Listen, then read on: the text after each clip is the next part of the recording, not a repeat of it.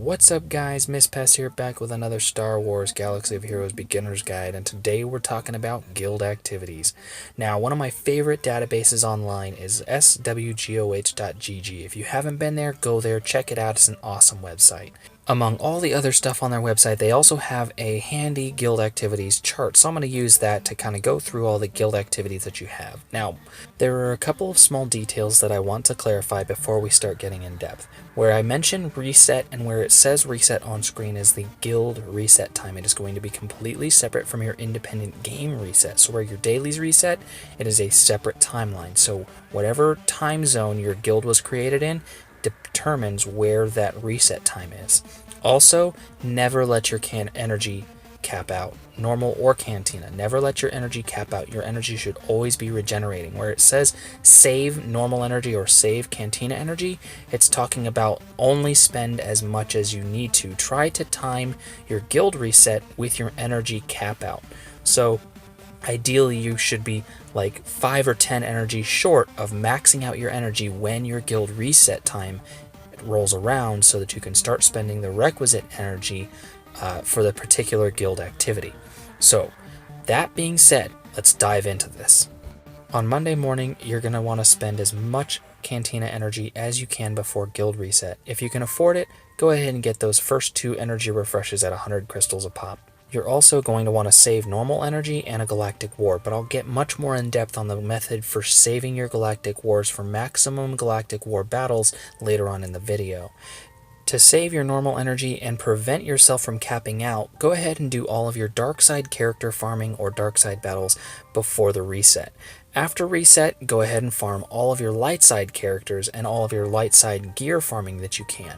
Now, one thing to keep in mind is just because the guild activity is Lightside battles doesn't mean that you can't spend energy on Darkside battles. If you're farming a piece of gear and you're really close to getting one of your characters to that next gear level, feel free to go and farm those Darkside battles to get that gear. And if you can afford it, definitely buy those first 2 energy refreshes for the regular energy at 50 crystals a pop. Personally, I think those things are the best bang for your buck. Next, after reset on Tuesday is going to be your Galactic War Battles. So, ideally you should have 1 full Galactic War Battle and the reset saved up. So then on Wednesday morning, you'll be able to do a 3rd full Galactic War to get a total of 36 Galactic War Battles. I'll go in depth a little bit more on that later on in the video. You're also going to, again, save your normal energy, because after reset on Wednesday is hard mode battles. For me, hard mode battles is a little bit difficult for me to go out and spend extra energy on just hitting hard modes just for the sake of hitting hard modes, because I don't like to hit hard modes unless it's a character that I'm actually farming at that time. Personally, I just farm the hard modes that I normally farm every day, and then I just farm gear. I don't focus specifically on just hitting hard mode battles. The hardest thing on Thursday morning, however, is not doing your challenges, especially when I'm waking up on Thursday morning and wanting to do some of those early, easy daily activities. I see that challenges 202 and I just want to do it. So I think that one's probably the hardest one to not do prematurely, is to save all of your challenges for Thursday after reset and Friday before reset. Now, Friday after reset is Darkside Battles, so same drill as your Lightside battles. And then Saturday morning, you are not going to want to do any of your arena battles, because Saturday after reset, the guild activity is arena battles or PvP battles. Now, arena battles, you'll probably already be saving them for Saturday after reset, but don't let your arena rank suffer because of the daily activity. Basically, what I try to do is I usually save my arena battles until closer to my arena payout anyway, and this is just a strategy that I use to make sure that I rank as high as I can in arenas. And I can make another in-depth video on, arena strategy and that at another time, but for right now, basically just make sure that you're not letting your arena rank suffer because of your decision to save arena battles or not do arena battles when you should have otherwise. After Sunday reset is Cantina Battles, so definitely be using your Cantina energy after Sunday's reset.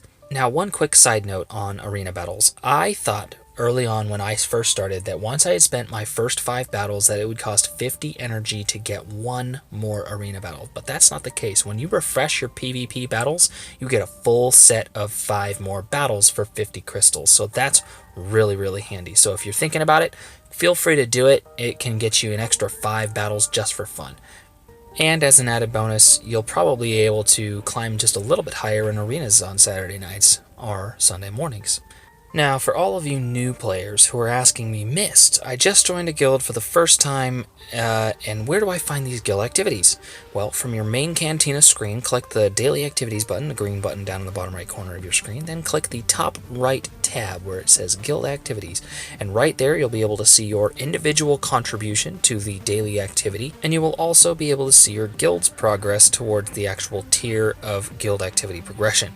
Another thing that you'll be able to see on this screen is your personal and guild total daily raid tickets down in the bottom left there. That is very important, and I'll explain that in just a little bit. The bottom line is that you want to make sure that you're spending 600 energy a day. Now, to refresh your energy easily, you can actually tap the individual energy icon up in the top left or top right corner of your screen to refresh your energy straight from there, rather than having to exhaust all your energy before refreshing it. Now, earlier I mentioned that I would talk a little bit more on how to go about saving your Galactic Wars so that you can maximize your Galactic War output on that guild activity. Now, when you go to your Galactic War screen, this is the screen that you want to see on Monday.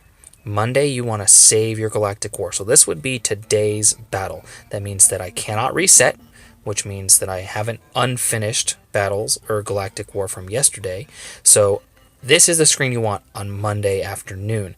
Now, when the clock rolls over at midnight and I have that reset option, that's what I want to see on Tuesday morning before the guild activities, so that I have basically 2 full Galactic Wars to burn through on Tuesday after the reset. On your challenges day, obviously, you're just going to want to go in, knock out your challenges, and don't forget them, because if your guild reset is close to your personal reset, it can be really easy to forget or accidentally lose a challenge if you forget to go ahead and keep doing them after they refresh. The other thing you want to keep in mind when the guild activity is daily challenges is your ship challenges. Your ship challenges will count towards your daily challenge count, so it's possible to do a full total of 20 challenges between Thursday after reset and Friday before reset. Now, going back to your daily raid tickets, you see there your guild total is 29,966. With a full 50 people in your guild, it's possible to get 30,000. So that means that somebody is 34 energy short. To check on that, most people think, oh, well, I should go and check and see who's short on their 600 daily.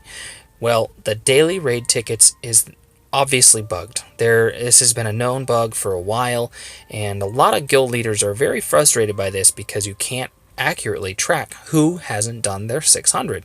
So, the solution to that, and I am the local enforcer of my guild's 600s, so I use the raid tickets lifetime. Now, if you look here, you can see that every single person in my guild has a multiple of 600. We have a very strict 600 policy. So if you don't get your 600, you get kicked. And you are able to come back, granted you haven't missed your 600 3 times. So everybody in the guild who's done their 600 has a multiple of 600. So it's easy to track. This guy is short, go figure, 34 energy. So I know that he's the guy who's short my 600. So all I gotta do is jump into our out-of-game chat and send him a direct message or tag him in a message saying, hey, you're short, go ahead and get your 600, and we're good to go. Now, everybody else has a full multiple of 600 except Tats. I don't know how, but the game tracked 620 energy. Do you think it gave us the extra 20 energy on raid tickets? No. But it somehow let this guy get an extra 20 energy one day. It was bizarre. And we haven't bothered to reset him because, well, he's got the most energy contributed in his lifetime of the guild. So on the off chance that we do have a player who is missing a full 600, so say we are at 29,400 energy or 400 raid tickets and we've got 50 people in the guild, the best way and the fastest way to figure out roughly who that may be is see if anybody has a last active time of more than 12, 20, even 23 hours, because that's obviously the best indicator of, okay, this guy hasn't logged in since the last reset. He's probably the guy who hasn't spent his 600. The other method, if you do have somebody who, and this has happened to me actually in our guild, we had somebody who had logged in within like the last 6 to 7 hours. So there were people who hadn't logged in longer than him but had their 600. You can go to the daily activity or the guild activities contribution. Now the person who has 0 is probably the guy who hasn't done the 600. So that's another good way to track that. Also, if you have any guild raids open, you can track who hasn't posted in a raid, and that's probably somebody who hasn't posted a 600. My one piece of advice to new players and free-to-play players is don't chase the guild activities. Don't unnecessarily refresh your energy at detrimental cost to you just to chase the guild activities. The difference between first place and third place on Tier 2, Tier 3, Tier 4, whatever tier your guild happens to be at on the daily guild activity, the difference is minimal. I mean, you're talking the difference between, 125 and 225 guild coins. Now, if your guild isn't raiding hardly at all and your guild coin accrual is hurting, then maybe that might make that big of a difference for you. But honestly, spending 200 crystals to refresh your energy 3-4 times is not going to outweigh or make that 120 guild coin worth it. To me, it's not worth the excess spending for the minimal return, to me anyway, especially at the point where you're talking about maybe getting a quarter of one character pack from the guild store, or even less if you're talking about buying actual gear from the guild store. So it's not worth it to me. There are better ways to spend your crystals and more efficient ways to spend your crystals, and that's another very long in-depth guide video. So I will definitely be doing a crystal efficiency video, more updated for the current status of the game. I do have an old free-to-play how to save your crystals, but that video is pretty old and it's probably a little outdated by now, so I'll be refreshing that one as well. If you missed my last beginner's guide video, you can click the annotation on screen to be taken to that one. And as always, guys, thanks for watching. Like, favorite, subscribe, follow me on Facebook, follow me on Twitter, join my Discord to continue the conversation, and I'll catch you later.